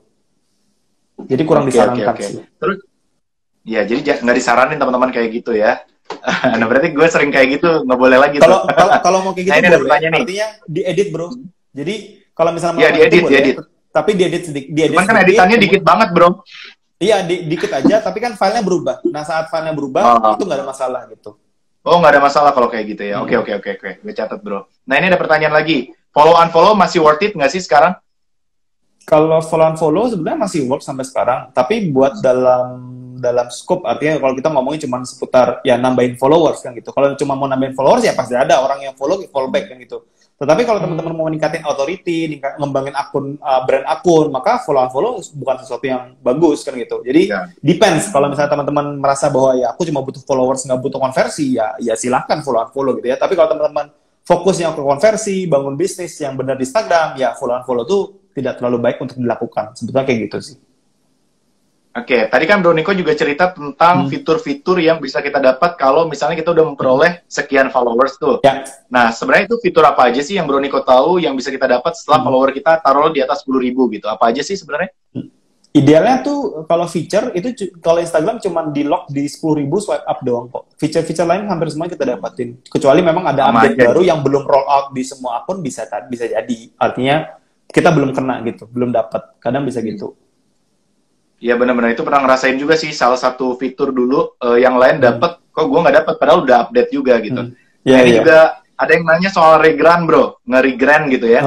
Apakah terhitung sebagai postingan atau bukan sih dan efeknya kira-kira kayak gimana kalau kita keseringan nge-regrand? Kalau nge-regrand itu sebetulnya nggak ada masalah selama konten yang teman-teman post regrand itu posting yang bermanfaat kan gitu. Tetapi ingat bahwa yang regrand itu sebisa mungkin yang ngasih kredit ke orangnya sebetulnya nggak ada masalah sih menurut aku. Selama kontennya bermanfaat aja. Secara algoritma Instagram? Nggak ada pengaruh apa-apa sih. Karena akun Instagram aman-aman aja ya. Kalau kita search akun Instagram yang verified itu kan isinya semua repost semuanya. Iya sih. Ini bagus nih pertanyaannya nih. Bro Niko, untuk konversi minimal yang dapat dikatakan wajar atau ideal, berapa sih perbandingan yang baik antara jumlah follower dengan jumlah engagement dan konversi salesnya? Ke sales. Brand. Kalau followers dari reach ke followers itu agak jauh ya, karena teman-teman harus lihat dulu profile visitnya berapa. Kalau misalnya dari profile visit ke followers itu dekat. Kalau profile visit ke followers idealnya 5-20%. Itu kalau dari profile visit ke follow. Kalau misalnya dari followers ke conversion itu juga tidak ada hubungannya, karena sebetulnya nanti teman-teman belajar dari profile visit berapa website klik. Dari website klik, artinya kan traffic ke landing page. Nah, kan nggak tahu nih landing page apa WhatsApp kan gitu. Kalau misalnya idealnya kalau general ya market di Indonesia, itu idealnya kalau conversion ke sales, apapun trafficnya, biasanya itu 2-3% sih. Dari cold ya, market cold. Kalau jumlah followers dengan persentase engagement, itu bagusnya berapa rate conversionnya? Gini. Nah, kalau misalnya akun dengan followers, itu teman-teman hati-hati jangan disamakan gitu ya, karena sebetulnya engagement rate itu sebetulnya yang perlu dihitung adalah per post bukan dari account. Karena kalau dari account tuh invalid datanya. Misalnya saya post nih 2 postingan, yang satu engagement rate-nya 25%, yang satu 5%. Ekstrim kan? Jauh banget kan? Atau paling simpel ya 20% dengan 1%. Artinya selisihnya 90% nih. 19%. Kalau misalnya kita rata-rata, kalau kita lihat akunnya, maka cuma rata-rata engagement rate-nya 20%, karena 20 plus 1 kan? 20 plus 1 bagi 2 kan? Berarti engagement rate-nya 10%. Bagus dong, jawabannya bagus kan? Tapi kita post ternyata postingannya 1%. Kan jelek banget. Jadi itu kenapa engagement rate sebetulnya harusnya dihitung per konten, karakter kontennya, bukan per account gitu. Soalnya ada beberapa influencer kayak Bro Niko juga yang memang paham soal Instagram, yang membahas soal itu bro, dan dia mengeluarkan angka persentase yang ideal gitu. Ya, nah, mungkin karena itu di dia Indonesia dari tools ya. Kan banyak tools yang menghitung-hitung gitu kan. Ah, ada Sebetulnya tuh. dulu gue juga percaya juga tuh bro sama yang gitu. Jadi akun sampai follower sekian itu 2,4% gitu-gitu ya. Jadi memang ada kayak gitu sih. Itu boleh teman-teman pakai. Tetapi kalau aku lihat ke conversion itu fokus dengan konten dan engagementnya. Karena setiap konten kan pasti beda-beda dengan interaksinya. Masa saya post nasi goreng sama Betul, post betul. dengan saat saya post nasi goreng makan sama postingan tentang edukasi Instagram masa sama? Kan nggak mungkin kan itu apple to apple kan gitu. Iya, iya. Nah, bro, ini juga ada yang ngomong nih, merawat Papua nama akunnya. Iklan Bro Niko sering muncul di timeline saya, tapi saya nggak follow. Tapi saya sering ngeliatin feed-nya. Ya, ini. Ya nggak Ada apa-apa. aja yang kayak gitu. Ya, terus gini, bro. Kalau kita kayak sekarang nih Instagram Live gitu kan, itu sebenarnya follower yang terpanggil buat nonton itu dari follower si host atau follower si tamunya. Misalnya sekarang follower saya atau Keduanya. follower Bro Niko sih? Keduanya. Persentasenya sama, bro. Enggak. Jadi tergantung kita punya followers berdua yang lagi online sekarang atau yang saat kita notif pertama. Jadi sekitar kan pertama kita gitu. muncul kan dalam si followers yang lagi online itu akan dapat notif kalau si kita lagi live gitu. Jadi dari kedua sisi sih. Itu kenapa makanya saat kita sering melakukan live itu sebetulnya kita pasti akan bertumbuh followersnya karena kita akan tukeran followers kayak gitu. Oke, bro, ini waktu kita udah mau habis. Boleh nggak minta tambahan 10 menit? Boleh? Boleh, boleh. Boleh ya. Jadi nanti teman-teman Boleh, kita lanjut lagi. Ada beberapa pertanyaan tentang tag location. Nanti tolong dijawab, bro. Dan ini juga kita lanjut lagi setelah yang satu ini, teman-teman ya. Kemarin katanya saya mimpiin Bang Edvan, di mimpi baik banget. Gak nyambung. Kita lanjut lagi ya. Oke. Teman-teman, pastiin habis ini teman-teman lihat terutama tentang tadi tag location, bro. Ya. Apakah itu ke impresi akun kita atau enggak? Jadi memang atau nunggu dulu kali ya, nunggu dulu yang lain balik lagi ya. Nah, saya jelasin lagi teman-teman, saat ini saya lagi bareng Bro Niko Julius dan saya Edvan M. Kautsar sedang banyak banget bertanya sama Bro Niko Julius tentang gimana sih caranya meningkatkan follower Instagram secara organik. Jadi bukan ngiklan, bukan dipromoin di medsos lain misalnya, tapi hanya mengandalkan konten-konten yang kita bangun di akun Instagram kita sendiri. Dan saya tadi terakhir bertanya sama Bro Niko Julius tentang apakah tag location di dalam sebuah postingan akan berpengaruh terhadap impresi dari Instagram akun kita. Dan sekarang mungkin kalau udah mencapai 100, Bro Niko akan menjawabnya. Tapi sebelum itu, Bro Niko masih ada waktu berapa menit kira-kira? 10 menit boleh? Atau 15 menit? Boleh. 15 menit boleh. Boleh ya, teman-teman. Kita sekitar 15 menit lagi akan banyak menggali informasi dari Bro Niko Julius. Ya, silakan dijawab, Bro. Oke, jadi terkait dengan impresi dari location itu memang bisa menambah gitu ya. Tapi aku pribadi sih mencoba dulu, sempat coba sekitar 2 minggu sampai sebulan untuk pakai location. Itu ternyata nggak terlalu besar dampaknya di impresi dari sebuah postingan. Tetapi kalau misalnya menambah, jawabannya menambah gitu. Tapi sedikit sekali untuk market Indonesia karena orang Indonesia tidak terlalu terbiasa untuk nge-search location di Indonesia. Kayaknya sih kayak gitu. Jadi banyak orang pakai tapi jarang orang search gitu ya. Jadi orang pakai tapi dia nggak search gitu. Itu Indonesia. Tapi kalau market luar mereka sering pakai. Jadi impresinya teman-teman bisa garis bawahi ya. Kalau target market kita di Indonesia itu nggak terlalu berpengaruh, walaupun sah-sah aja kalau mau pakai gitu. Tapi kalau marketnya adalah di luar negeri, itu juga itu baru sangat berpengaruh. Dan berikutnya juga Bro Niko, ini ada beberapa teman-teman yang minta buat direkam dan dipajang. Nanti juga mungkin kalau Bro Niko boleh ada akun lain atau apa bisa dibantu disebar juga. Dan ini ada yang nanya nih, Bang Edvan, siaran langsungnya pakai aplikasi apa atau langsung live di IG? Saya langsung di Instagramnya. Nah, silakan teman-teman yang mau bertanya sama Bro Niko bisa langsung dituliskan Bro Edvan dan Niko. Bro Niko, mau tanya sekarang banyak sekali akun-akun pribadi yang punya follower banyak dan kontennya itu bukan kan konten yang bermanfaat atau edukasi gitu ya. Jadi lebih ke konten hobi sehari-hari. Nah, apa keuntungannya melakukan branding di akun pribadi kayak gitu? Terus gimana kok bisa follower dia lebih banyak gitu padahal dia nggak ngasih manfaat? Jadi gini, teman-teman di Instagram itu memang kan seperti yang saya bilang itu tempatnya adalah media sosial, jadi tempat kita berinteraksi. Dan kalau kita bicara bermanfaat itu jangan dikonotasikan sebagai harus edukatif gitu ya.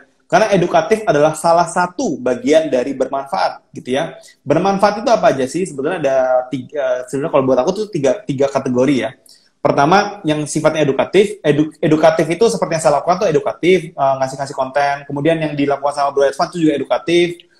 Kemudian ada juga konten inspiratif yang kedua. Tapi kalau kita bicara tentang edukatif, itu bukan edukatif tentang mendidik aja ya. Teman-teman lihat kalau misalnya teman-teman dapat informasi baru, misalnya katakan informasi seputar ya apalah yang baru, artinya informasi baru itu sudah edukatif namanya. Tidak harus mengajarkan sesuatu ya. Memberikan informasi terbaru itu juga bagian dari edukatif. Kemudian yang ketiga yang paling banyak juga di ya online adalah entertainment, konten-konten entertainment itu banyak sekali turunannya, dari yang lucu, dari yang mengesalkan, dari yang membuat teori-teori yang jadi teori-teori yang aneh itu juga kadang gitu ya, teori-teori konspirasi ya itu kan banyak juga ya. Atau bahkan hanya sekedar ya secara penampilan visual menarik ya, seksi. Nah, itu juga bagian dari entertain gitu ya. Jadi atau yang ya gimana ya, intinya entertainment itu kan banyak sekali turunan. Jadi kalau misalnya teman-teman lihat, kalau akun personal itu biasanya jatuhnya kebanyakan dari entertain. Jadi orang tertarik nih dengan gaya hidupnya si orang tersebut kan gitu. Karena tahu nggak hari ini saya ngapain? Misalnya saya makan, misalnya saya jalan-jalan kemana, atau saya pergi kemana. Jadi itu bentuk dari entertain. Jadi itu yang buat orang follow sebetulnya. Jadi pasti ada sesuatu dari ketiga kategori itu. Iya, benar banget sih. Dan terkadang orang itu nggak butuh postingan-postingan waktu kita lagi manggung, lagi di depan banyak orang, tapi kadang mereka pengen tahu kehidupan di balik di balik layar gitu loh. Benar. Nah, terus gimana caranya biar kita bisa selalu masuk ke explore? Itu tadi nggak bisa ya, memang itu ya hanya Instagram dan Tuhan yang tahu ya, bro. Iya. Nah, terus gimana sih caranya? Oh, ini, apa bedanya kalau akun kita di private sama nggak di private? Mana yang lebih bagus, bro? Kata Andrianto. Kalau misalnya terkait dengan private dan public, sebetulnya menurut aku sih nggak ada masalah public ataupun private. Tergantung preferensinya. Sebetulnya private Instagram itu digunakan sebagai, kalau misalnya kita pengen hanya orang-orang yang follow kita atau ya circle kita di Instagram itu adalah orang-orang yang kita pengen doang. Misalnya ya teman dekat, keluarga, teman baik gitu ya. Itu manfaat dari private sebenarnya. Tapi teman-teman Indonesia itu pakai private untuk memaksa seseorang untuk follow kan gitu. Jadi sesuatu yang wasted atau agak sedikit ya kurang bermanfaat menurut aku pribadi loh ya. Karena gini, ingat bahwa teman-teman harus sadar bahwa followers besar itu belum tentu loh fansnya banyak. Artinya belum tentu loh yang beli banyak. Karena itu followers itu cuma angka, teman-teman. Jadi teman-teman jangan fokus dengan angkanya. Bahkan saya tuh nggak bangga sama sekali kalau misalnya sampai ratusan ribu followers gitu ya. Nggak begitu. Kalau bayangin kalau teman-teman tuh yang followers banyak, tapi teman-teman ya mau cari duit susah, nggak dipercaya orang. Gimana coba? Artinya ya sama aja bohong kan gitu. Jadi mending kita punya followers 1.000, 2.000, tapi semuanya beli. Nah kan itu juga lebih bagus kan gitu. Jadi bukan masalah berapa banyak followers, tetapi lebih banyak berapa banyak fans. Itu poin paling utama. Dan balik lagi masalah private dan public. Kalau teman-teman membuat private hanya untuk orang follow, gitu ya. Pertanyaan adalah, teman-teman buang waktu 2 orang. Pertama, buang waktu orang yang follow. Saat dia follow akun private, dia butuh waktu dan dia butuh waktu lagi untuk nunggu. Untuk teman-teman accept kan gitu. Waktu yang kedua, yang terbuang adalah waktu teman-teman. Saat teman-teman harus menyiapkan sekian detik untuk accept setiap hari. Itu kan butuh waktu, butuh effort. Iya kalau dia udah di-accept, dia dapat notif, dia lihat, kemudian dia beli. Kalau ternyata dia bilang, dia masuk, dan kemudian dia melihat, ternyata barangnya mahal gitu ya. Atau misalnya, ternyata nggak sesuai dengan barang gue. Dia unfollow apa susahnya? Tinggal 1 klik doang. Jadi, nggak ada esensi apapun buat mengembangkan bisnis ataupun brand. Kalau teman-teman hanya berharap ya seseorang ya follow gitu ya. Untuk follow doang. Karena belum tentu follow itu beli kok. Artinya ya aneh aja gitu menurut aku sih. Ya, berarti benar banget teman-teman apa yang disampaikan sama Bro Niko adalah ketika kita membangun sebuah akun Instagram, kita jangan terfokus pada kuantitas followernya, tapi pada kualitas followernya. Benar ya, Bro ya? Ya, benar. Ya, nah terus ini ada Catherine Haryanja, dia bertanya, Bro. Jadi kan sekarang itu ada banyak banget aplikasi yang bisa kita pakai buat bikin konten. Nah, kalau Bro Niko sendiri dan menurut Bro Niko, mana atau apa aplikasi terbaik yang bisa digunakan buat bikin konten yang bagus gitu? Kalau konten sebetulnya yang paling umum teman-teman bisa pakai adalah Canva. Itu buat semua orang gitu ya. Canva itu paling simpel ya. Mau di HP bisa, di laptop bisa. Tapi kalau saya pribadi pakainya itu Keynote atau PowerPoint ya. Jadi Ya, saya cuma pakai itu karena saya nggak terlalu suka pakai Canva, saya nggak terlalu suka pakai Adobe Photoshop, saya nggak terlalu jago pakai ya tools-tools yang aneh-aneh gitu lah. Saya tuh katro banget ya, pakainya tuh ya Keynote atau PowerPoint sebetulnya. Tapi ambil gambar-gambarnya dari mana bro? Kan banyak gambar-gambar model gitu kan. Jadi kalau visual teman-teman pakai yang apa sih namanya itu Creative Commons atau yang free royalty, itu bisa teman-teman pakai di Pexels, bisa Pixabay, bisa cari di Unsplash, di FreePic, atau di Icon 8. Saya biasanya cari di 5 sumber itu sih. Oke, terus ngilangin background aslinya mereka itu emang bisa di PowerPoint, bro? Kalau di PowerPoint nggak ada, tetapi kalau di Keynote bisa. Tapi kalau misalnya mau pakai tools lain, bisa pakai remove.bg atau pakai Slazer. Saya baru dapat nih. Nanti mungkin saya akan share. Slazer ya, mungkin teman-teman yang tahu boleh bantu dong tulis di kolom komentar. Slazer itu kayak gimana? Terus juga kalau di remove.bg itu kan kalau pas di download itu agak pecah tuh bro gambarnya. Itu ngaruh nggak sih ke orang-orang yang follow kita gitu? Ngaruh ya. Kalau bisa jadi terus ya bro ya. Jadi caranya aku karena dia kan free account-nya tuh dapat 1 kredit. Nah, saya dulu awal-awal tuh rajin banget buat email. Jadi 1 email 1 kredit gitu. Iya. Oke, oh iya katanya bro, ada yang ngingetin tuh, tadi belum kejawab tuh satu pertanyaan, padahal udah ditanyain, apa keuntungan dari si pemilik akun pribadi yang nge-branding akun pribadinya? Banyak lah ya bro? Banyak lah. Branding. Personal branding, orang makin trust, orang mau beli apa yang dia jual. Banyak teman-teman, kalau kita berhasil ngebangun personal branding, apalagi dengan followersnya semakin banyak, dan followersnya berkualitas, itu apapun yang kita jual biasanya laku gitu. Benar. Karena saya sendiri ngerasain gini bro, ya tadi saya bilang sebelum pandemi ini saya lebih fokus di dunia offline, jarang main dunia online gitu kan. Dan ketika saya mulai jualan itu di Instagram orang pada nggak nge-like, pada nggak beli gitu. Tapi setelah kita ngebangun engagement itu teman-teman kerasa banget gitu. Ketika kita jualan orang-orang pada beli, minimal nanya gitu, nanya dan ya mereka tertarik buat beli dan itu manfaat dari ngebangun personal branding di Instagram terutama dalam hal ini. Terus mau tanya nih, konten dengan video pendek kan kelihatan views-nya. Saya merasa lebih menguntungkan dibanding carousel. Mohon konfirmasinya kok. Iya dong, kalau misalnya audiens Anda di akun Anda, di niche Anda itu biasanya suka dengan video, berarti yang konten videonya pasti dapat interaksi lebih bagus kan? Ya udah buatnya video, jangan buat carousel dong. Artinya ikutin audiens di followers Anda, jangan ikutin saya, jangan ikutin siapapun, ikutin followers Anda. Itu poin paling pentingnya. Ya. Kemarin pernah tuh pas saya live sama siapa gitu, lupa, ada yang komen, ya dia gampang aja dapetin follower banyak, orang isi kontennya adalah ngajarin orang buat dapat follower, katanya gitu kan. Nah, kayak gue jualan sate, jualan nasi, emang gampang kayak dia gitu bro. Gimana tuh? Oh, jadi gini, teman-teman bedakan orang yang, artinya gini loh, kalau misalnya orang bisa ngajarin dapetin followers gitu kan, ya itu nggak ada masalah, karena gini loh, teman-teman pernah nggak punya teman yang susah banget kalau jelasin orang, atau dia kalau jelasin sesuatu ribetnya minta ampun gitu ya? Itu kan butuh talent gitu ya. Nggak semua orang bisa jelaskan sesuatu yang kompleks jadi gampang untuk dicerna. Walaupun dia bukan orang yang langsung, artinya dia mungkin cuma dengar doang, mungkin dia cuma orang yang ya katakan ya dia belajar lah kata gitu. Tapi belajar itu butuh waktu, butuh effort, butuh tenaga, butuh skill buat mendengarkan. Nggak semua orang lo bisa dengar, nggak semua orang bisa mencerna, kan gitu. Dengan cara dia bisa, apalagi dia bisa menyampaikan sesuatu yang lebih mudah, itu talent sendiri dan menurut gue fair-fair aja. Artinya, apakah kita menyalahkan seorang guru matematika yang bukan ahli matematika ngajarin kita? Artinya kita kan nggak bisa mempertanyakan juga, guru tuh memang jago banget matematika, nggak gitu kan? Ya toh kita percaya sama guru kayak gitu. Jadi ya jangan miskonsepsi masalah hal-hal sepele gitu. Itu sesuatu yang menurut aku nggak penting banget sih buat dibahas. Artinya gitu, take it or leave it. Take it or leave it. Iya. Oke. Terus kalau akunnya di private bro, apakah hashtagnya berfungsi atau tidak? Nggak berfungsi dong. Semua yang di private tuh, yang feature public nggak kepake. Nah, jadi rugi banget ya. Rugi 2 kali, bener. Makanya rugi. Gitu.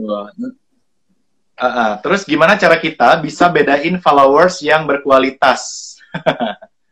Followers berkualitas adalah followers yang berinteraksi, yang nge-share, yang beli. Nah, itu followers sejati. Nah, terus kan ada 2 perbedaan pendapat nih bro. Kalau kita jualan kayak di Instagram, di Facebook, pokoknya di medsos gitu, ada sebagian orang yang berpendapat kita harus ngeluarin harganya, atau ada juga yang berpendapat dia harus DM dulu buat bisa kita kasih tahu harganya. Menurut Bro Niko, mana yang lebih ideal ketika jualan di medsos? Menurut aku sih depends, tergantung produknya, tergantung dari kompetisinya. Bagi beberapa produk mungkin langsung ya to the point buka harga nggak ada masalah, selama pricing adalah ya kekuatan kita kan gitu. Kita pede dengan harga kita ya nggak apa-apa, nggak ada masalah, dimunculin aja. Tapi kalau misalnya Anda nggak pede dengan harga, Anda butuh penjelasan lagi, maka ya jangan munculin harga kan gitu. Karena teman-teman jangan sampai karena dia baca harganya tapi dia belum tahu value-nya, dia hilang kan gitu. Jadi tergantung produk, tergantung niche, tergantung kompetisi juga. Iya, jadi balik lagi teman-teman, kita lihat dulu nih apa yang kita jual gitu, baru kemudian kita bisa menentukan strategi mana yang mau kita pakai. Nah, terus juga teman-teman semuanya, Bro Niko ini sekali lagi di live yang kedua ini saya harus informasikan, Bro Niko juga bisa ngajarin ilmu ini di e-course-nya di www.nikojulius.com. Jadi kalau teman-teman mau belajar lebih spesifik, belajar lebih dalam, teman-teman kunjungin aja. Dan sekarang udah ada sistem affiliate kayaknya ya bro ya? Ada affiliate. Nah, jadi buat teman-teman yang mau belajar plus menghasilkan cuan, bisa tuh, ini solusi banget. Solusi banget buat teman-teman semuanya, bisa gabung ke www.nikojulius.com. Dan cek di itu aja, di bio. Di bio linkinya di bio linkinya Instagram Bro Niko, teman-teman bisa cek dan tinggal klik aja. Dan gue juga ngikutin banget tuh bro, salah satunya di bio pakai bio linki. Iya. Ya pokoknya ilmunya bermanfaat banget, jangan cuma dilihat Instagramnya tapi di follow dong Instagramnya gitu, sebagai bentuk apresiasi atas apa yang diberikan Bro Niko buat kita semuanya, karena ilmunya tiap hari gratis buat teman-teman semuanya ya. Dan kalau kita baru banget mulai jualan di IG, dianjurkan nggak kalau langsung pakai IG Ads atau mending ngebangun followers dulu, bro?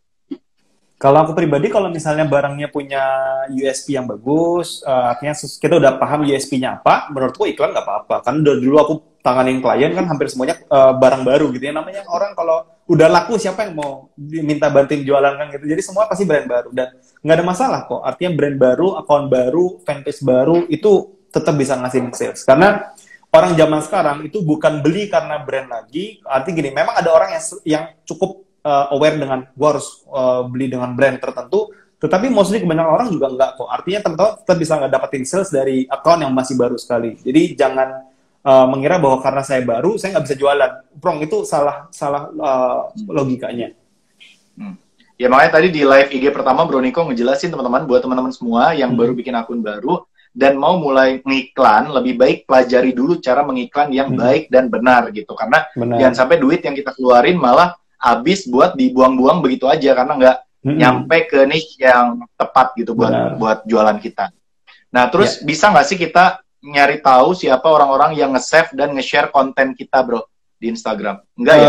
Kalau nge-save nggak bisa, kalau nge-share pun cuma nge-share yang di story. Jadi kalau misalnya share ke DM gitu tuh nggak bisa lihat, cuman yang story doang. Ya, dan kayak ngeri-grand gitu juga nggak ketahuan ya, bro ya? Nggak ketahuan. Oke, ini ada pertanyaan dari Taufik nih, bagus nih. Mau tanya, bro, biasanya berapa bulan personal branding itu terbangun melalui Instagram ya dalam hal ini? Idealnya sih menurut gue harusnya tuh 6 bulan sampai 1 tahun itu baru mulai terbentuk sebetulnya. Tetapi makanya aku bilang kalau di kasusku tuh anomali teman-teman. Jadi tidak bisa dibuat sebagai benchmark karena dalam waktu 3 bulan bisa kayak gini tuh ya somehow agak weird, agak aneh kan gitu. Tapi ya aku bilang anomali aja. Jadi ya kayak top kontributor gitulah. Ntar juga ada banyak yang gantiin saya kok, tenang aja. Ya nggak gitu juga. Nah, ini ada Monik Chandra, Bro Niko, kemarin baru pertama kali coba promote post, likes-nya nambah, tapi followersnya malah berkurang. Itu kira-kira kenapa ya katanya? Setiap account tuh pasti ada tingkat unfollow-nya, jadi wajar teman-teman pasti ada unfollow. Yang penting itu adalah kita bisa dapat banyak nggak yang follow, gitu ya. Artinya itu kan sesuatu ya plus minus lah. Kalau misalnya kita bisa dapatin lebih banyak daripada yang unfollow, ya kita plus kan gitu. Tapi ada satu titik di mana nanti unfollow itu akan hilang, bisa jadi. Ada juga titik di mana follow kita itu bisa lebih tinggi daripada followers kita. Makanya teman-teman harus konsen untuk membuat konten yang bermanfaat untuk bisa dapetin traffic lebih besar. Itu poinnya. Benar. Jadi fokus ke sana. Ya, jadi fokus bagaimana audiens kita. Dan kalau saran saya gini sih, bro, dan teman-teman semua, dari apa yang Bro Niko tadi jelasin adalah kita jangan terlalu fokus untuk menambah followers gitu, tapi Benar. fokuslah untuk membahagiakan dan memberi manfaat orang-orang yang udah setia follow kita gitu. Terkadang Benar. orang-orang itu fokus nyari follower lain, Ya. dan follower yang udah setia, yang komen, yang like itu dicuekin, bro. Dan itu Benar. kayaknya parah banget sih kayak gitu. Jadi Ya, sekali ya. lagi, ilmunya bukan cuma buat nyari follower baru, tapi gimana kita Benar. bisa bermanfaat dan membahagiakan follower yang udah setia follow dan nge-like, nge-post, nge-komen, dan lain-lain di akun Instagram kita. Yes. Nah ini ada menarik nih bro, ada himawan. Saya pakai hashtag, justru nggak pernah masuk explore. Saya nggak pakai hashtag, malah masuk di explore, muncul di explore. Itu kenapa ya bisa kayak gitu? Jadi sebetulnya kalau explore itu sebenarnya bukan karena kita pakai hashtag atau tidak pakai hashtag. Itu aku bisa garansi karena aku pernah coba. Artinya tidak ada korelasi antara karena kita tidak pakai hashtag kita muncul di explore. Tetapi bukan karena Ya, juga ya. kita pakai hashtag kemudian kita nggak bisa masuk explore. Itu sesuatu yang nggak masuk di akal dan aku bisa buktikan. Poinnya adalah sebenarnya kenapa bisa masuk explore? Karena kontennya sebetulnya yang layak untuk dipromosikan Instagram ke user yang lain, itu poinnya. Jadi ya pasti kalau aku tanya kontennya pasti beda kan, nggak mungkin sama. Artinya ya itulah kunci utamanya sebetulnya. Makanya aku bilang 80% sukses kita di Instagram itu karena 80% karena konten sebetulnya. Ya berarti balik lagi ya bro ya, bahwa ya hanya Tuhan dan Instagram yang tahu Instagram yang gimana caranya biar kita bisa masuk explore. Karena ternyata Benar. hashtag sendiri nggak ngaruh ke explore. Ini ada Kang Dewa juga nih, Dewa Eka Prayoga ya, rapel banget nih live kan. Iya. Nah, Bro Niko nanti ada bakal kelas Instagram Ads nggak katanya? Ya karena banyak yang minta dari member, jadi kemungkinan saya akan buat, tapi belum tahu kapan sih. Kalau misalnya Bro Niko, saya kan lagi bikin event-event di Zoom nih, ngundang pembicara-pembicara. Kalau misalnya saya ngundang Bro Niko, taruhlah 2 jam misalnya atau 3 jam, buat ngajarin sampai detail, dan peserta saya yang nyari, dan saya ngundang Bro Niko itu kira-kira bisa nggak? Dan teman-teman kalau saya ngadain, ngundang Bro Niko, dan misalnya Bro Nikonya mau, pada mau ikutan nggak? Kalau mau ikutan, komen di bawah ya. Kira-kira mau nggak? Oke aja kalau saya mau gitu. Kenapa? Kalau saya tuh oke aja kayak gitu. Oke aja ya. Nah terus tadi, sorry ini agak melenceng sedikit, ada yang nanya nih, kenapa katanya benerin rambut terus? Jadi gini bro, gue harus jelasin nih, saya harus jelasin buat teman-teman semuanya, saya ini bukan moderator, bukan presenter, bukan orang yang sering nanya gitu. Dan kayak gini tuh baru pertama bro, jadi biasanya gue yang ditanya, saya yang ditanya. Jadi kalau bagian nanya itu, abis nanya, gue kan diem tuh, benar. sambil ngaca benerin rambut. Nah, terus kalau kan ada nih, kayak Kang Dewa tuh, Kang Dewa kemarin cerita, dia itu upload sehari bisa 5 sampai kalau nggak salah 7 kali gitu ya. Sedangkan Bro Niko sehari sekali. Itu ngaruh nggak sih bro?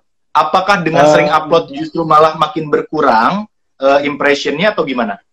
Oke, jadi kalau misalnya aku perhatikan dari ya punyanya Kang Dewa sama punyaku itu beda karena followers kita beda gitu ya. Jumlah followersnya kan beda. Jadi saat aku posting kan mungkin Kang Dewa postingnya 7 langsung jam yang sama, 7 kan bukan kayak gitu. Tapi dia posting sekali, 2 jam lagi sekali, 3 jam lagi sekali. Jadi karena followers Kang Dewa itu banyak banget angkanya, jadi wajar kalau dia posting banyak itu ke spread out. Karena kan jumlah followersnya banyak, yang aktifnya juga beda-beda kan. Jadi menurut aku itu kenapa di akun Kang Dewa posting banyak itu works karena angkanya udah besar. Tapi kalau di kasusku itu semakin posting terlalu banyak juga nggak terlalu pengaruh buat aku sih, karena followersnya nggak terlalu besar banget kan gitu. Jadi idealnya sih kalau buat aku biasanya memang 3 kali sehari kalau buat kalau dari aku sih. Oke, pertanyaan terakhir bro, karena waktunya udah mau habis. Lebih mana yang lebih bagus Instagram itu ketika kita follow postingan 1 kali 1 atau ukuran 4 kali 5 4 kali 5 ya kalau nggak salah.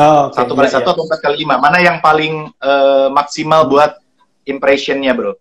Oke, jadi kalau misalnya terkait dengan ukuran size dari postingan sebetulnya itu tergantung dari audiensnya. Kalau misalnya di kasusku itu kenapa makanya 4 kali 5 karena sebetulnya mau mendapatkan engagement besar. Karena kita makan slot banyak kan gitu. Kalau kita 1 kali 1 kan ada postingan orang di atas, ada postingan orang di bawah. Masih kelihatan di layar kita. Nah, kalau misalnya 4 kali 5 itu yang atas sama bawah nggak nongol. Makanya kita sebetulnya mau fokusin orang. Jadi depends tergantung. Kalau misalnya beberapa desainer yang aku tahu itu kadang suka pakai ukuran 1 kali 1 itu buat menjaga estetika dari desainnya. Ada juga yang gitu, karena kalau 4 kali 5 kan tidak simetrikal orang sebutnya. Jadi balik ke masing-masing orang sih, cuma nggak ada pengaruh kok itu. Ya, tapi ini ilmu banget nih teman-teman semuanya. Kalau mau di home kita terlihat mendominasi, maka gunakan ukuran Kali 4 lima. banding 5 ya bro ya. Tapi Benar. kalau misalnya untuk menjaga estetika dan lain-lain, 1x1 it's not a big deal gitu, bukan Benar. masalah. Nah, Bro Niko, mungkin kita sudah selesai menanyakan semua pertanyaan dan udah banyak banget dijawab oleh Bro Niko. Dan ini luar biasa banget karena bisa jadi intisari dari e-course-nya udah banyak keluar hari ini. Tapi teman-teman sekali lagi kalau Anda semua mau belajar lebih tentang Instagram, silakan teman-teman kunjungi Instagramnya Bro Niko, jangan lupa di-follow dan jangan lupa langsung diklik di bio-nya ya. Dan juga kalau Instagram saya belum di-follow, jangan lupa buat di-follow ya. Dan Bro Niko, boleh dong di-share apa kesimpulan utama dari percakapan kita pada sore hari ini, Bro? Boleh? Oke, jadi kalau sedikit kesimpulan buat teman-teman, sebetulnya teman-teman harus mulai pakai Instagram sebaik mungkin, sebenar mungkin untuk ya membangun bisnis atau memulai bisnis. Karena ya apalagi sejak adanya dampak seperti ini kan ke depan kita pasti juga udah tahu bahwa ada sedikit pergeseran. Teman-teman harus mulai harus belajar suka tidak suka dengan online marketing, apapun platformnya, nggak harus Instagram, tapi teman-teman harus mulai fokus gitu ya untuk mendalaminya, itu poinnya kalau buat aku. Karena kalau teman-teman tidak mulai sekarang, ya mungkin teman-teman akan merasakan nanti daripada teman-teman ngeluh gitu ya, saranku teman-teman mulai belajar itu jauh lebih baik dan produktif ketimbang teman-teman nyalahin kondisi gitu sih. Wow, luar biasa teman-teman. Jadi kesimpulannya adalah bagaimana kita mau belajar memaksimalkan media sosial dan juga Instagram kita, terutama sebagai media marketing online, di mana itu bisa menjadi solusi buat teman-teman semuanya, apalagi di kala pandemi ini. Dan bahkan saya sendiri melihat Bro Niko ini meledaknya gitu ya, melesatnya itu sejak saat pandemi ini, di mana orang-orang udah mulai fokus ke Instagram, orang-orang mulai belajar tentang Instagram, termasuk saya. Dan akhirnya Bro Niko ini bisa melesat tajam dan membuat teman-teman bisa belajar dari Bro Niko ya. So sekali lagi buat teman-teman yang mau belajar langsung aja klik link di bio Instagramnya Bro Niko. Dan juga kalau mau belajar bareng saya tentang bisnis, tentang passion, tentang berbagai hal, klik aja link di bio Instagram saya. Dan sekali lagi thank you Bro Niko. Thank you Bro. Thank you, terima kasih banyak. Sampai ketemu lagi di lain kesempatan. Mudah-mudahan nanti bisa saya undang di seminar online di Zoom. Dan sekali lagi berikan tepuk tangan yang meriah buat Bro Niko. Wow, thank you. Dan sampai ketemu Bro Niko, sampai sore, sampai jumpa, selamat sore, bye-bye. Thank you Bro. Thank you. Nah, oke teman-teman semuanya, kita sudah ngobrol-ngobrol bareng Bro Niko, dan buat semuanya yang mau belajar nanti malam, saya juga mengundang pembicara-pembicara luar biasa. 20.00 kita akan belajar lagi dengan pembicara yang lain, dan kalau mau tahu jadwalnya, bahkan udah nambah Pak Bong, nambah Pak James Gui, nambah ada juga Dokter Apin, pokoknya banyak narasumber-narasumber yang saya coba hadirkan. Ada total sekarang sudah lebih dari 20 orang dan bisa membuat teman-teman belajar dari rumah aja. Jadi langsung aja kunjungi Instagram saya, cek jadwalnya, dan pastikan teman-teman nyalakan alarm di setiap jadwal yang sudah saya siapkan untuk bisa belajar dari mentor-mentor terbaik yang saya coba hadirkan. Dan bukan mentor ecek-ecek, mereka adalah para pembicara nasional yang kalau kita ikut kelasnya bisa jadi mahalnya luar biasa, tapi saya hadirkan dan bisa teman-teman tonton secara gratis. Sekali lagi terima kasih banyak buat teman-teman semuanya yang sudah setia mengikuti program belajar dari mentor alias belajar dari 20 orang mentor. Saya Edvan M. Kautsar, mohon maaf lahir batin jika ada kesalahan kata, semoga bermanfaat dan menjadikan ilmu ini bisa teman-teman praktekkan dan menjadi jalan kesuksesan dan keberlimpahan rezeki. Saya sumpahin semuanya sukses dan bahagia. Saya Edvan M. Kautsar undur diri, sampai jumpa, selamat sore, wassalamualaikum warahmatullahi wabarakatuh. One Day Training Kuantum Rezeki. Kejarlah Allah maka rezeki akan mengejarmu. Membongkar rahasia sukses, keberlimpahan, dan keberkahan rezeki. Daftarkan diri Anda segera ke nomor yang tertera pada video ini.